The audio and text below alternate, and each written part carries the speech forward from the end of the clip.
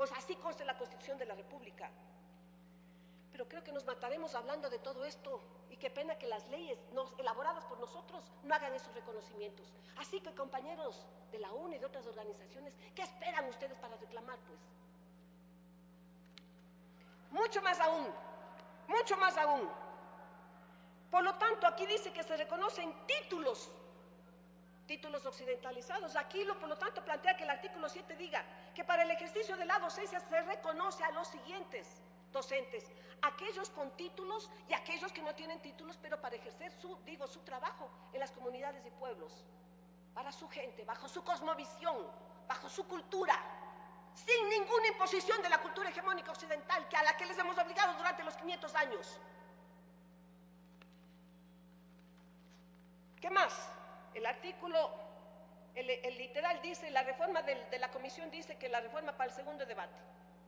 Estoy de acuerdo con el planteamiento que, por ejemplo, María Soledad Vélez, etcétera, que dice que si hablamos de títulos en la parte occidentalizada, entonces, ¿por qué no se aceptan los títulos en otras esferas de la actividad humana?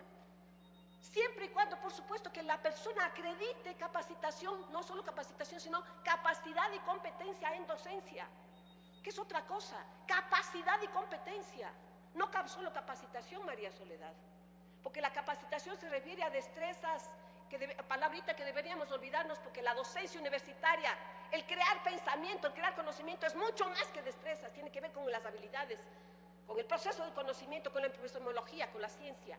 Eso es lo que debemos aspirar los docentes, de todos los niveles, inclusive desde el parvulario. Así que digo yo que tienen que ser también calificados los títulos de aquellos otros docentes, de aquellas otras, en definitiva, profesionales, porque pueden ejercer la docencia en el campo, en cualquiera de los campos, por supuesto que sí. Y no tiene por qué decirse que tienen que los otros títulos se les acepte siempre y cuando no haya titulados en educación. ¿Qué pasa, pues, esos niveles de exclusión, compañeros de la UNE? ¿Qué pasa con esos niveles de exclusión? Exclusión por lado de la ley, colegas. Sigo, compañero presidente, aunque no me escucho.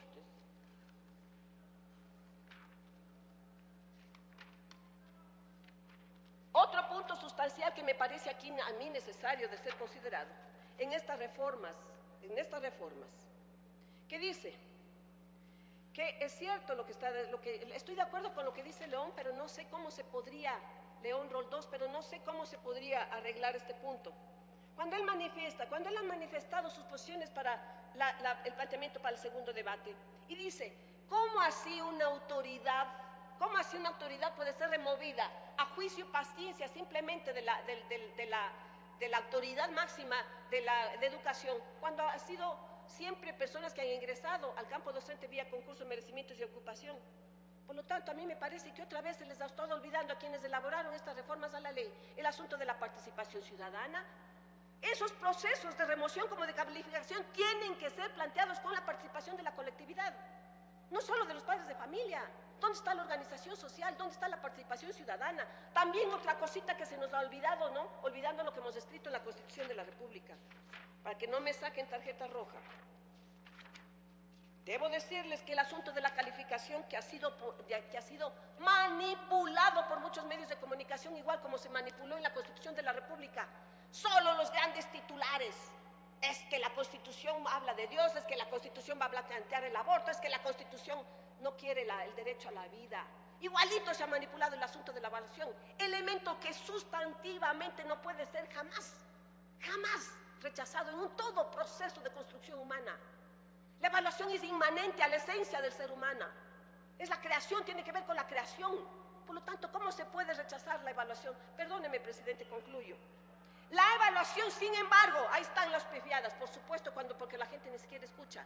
La evaluación tiene que ser un proceso participativo, tiene que participar el docente, tienen que participar todos los actores, no solo las autoridades del ministerio, en la construcción de este proceso de evaluación. Y ojalá las pruebitas que les tomen no sean pruebitas de respuesta de preguntas objetivas, sino que sean procesos realmente que midan, que evalúen, que den lugar a conocer el estado de la situación en materia de educación para modificarla. Pero así también mi llamado de atención a los profesores. ¿Por qué tenemos miedo a ser evaluados? Seguramente porque hacemos pésima evaluación a nuestros estudiantes. Por lo tanto, yo debo plantear algo que sí debe ser novedoso. Se debe hablar de la autoevaluación. Y eso sí es en favor de todos quienes somos actores desde la educación como en otros campos. No de que otras personas superiores nos evalúen, ¿cómo así? Tenemos que romper ese esquema también de Occidente, del sistema de poder que nos ha dominado. Por lo tanto, debemos exigir la autoevaluación, no solo hecha por otros centros. Qué pena, compañeros, pero me voy a tener que reservar mis 5 minutos Terminó para su los otros tiempo, puntos. asambleísta. Gracias, presidente.